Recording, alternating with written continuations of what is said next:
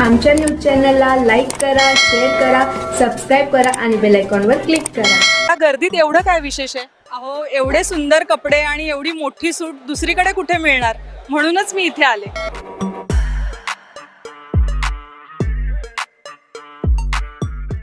संताप. पुन्हा मालेगावात 13 वर्षीय बालिकेवर अत्याचार. 55 वर्षीय नराधमाकडून अत्याचार. मालेगाव पुन्हा हादरले. बघा काय आहे प्रकरण, फक्त रयत राज्य न्यूजवर. मालेगावात पुन्हा एकदा 13 वर्षीय मतिमंद मुलीवर एका 55 वर्षाच्या संशयित आरोपीकडून अत्याचार करण्यात आल्याची निंदनीय घटना घडल्याने मालेगाव पुन्हा एकदा हादरले आहे. पीडित बालिकेला दीपक धनराज छाजेड, राहणार मालेगाव, जिल्हा नाशिक, वयवर्ष अंदाजे 55, या संशयित आरोपीने फूस लावून त्याच्या स्कूटीवर बसवून एका पडीत जागेवर घेऊन जाऊन अत्याचार केले.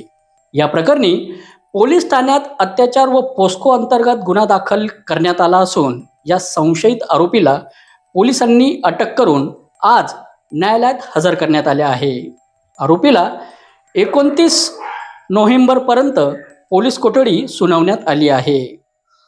नुकतीच मालेगाव तालुक्यातील डोंगराळे गावातील 3 वर्षीय बालिकेवर अत्याचार करत तिचा निर्घृण खून करण्यात आल्याची घटना ताजी असतानाच, जनतेचा रोष अजूनही ताजा असतानाच अशी घटना पुन्हा घडल्याने यावर शासनाने कठोर पावले उचलावीत व मालेगावात चालले तरी काय, अशी चर्चा जनतेकडून आता करण्यात येत आहे. दरम्यान संशयित आरोपी दीपक छाजेड हा नामांकित मेडिकल फील्डचा असल्याचे सांगितले जात आहे.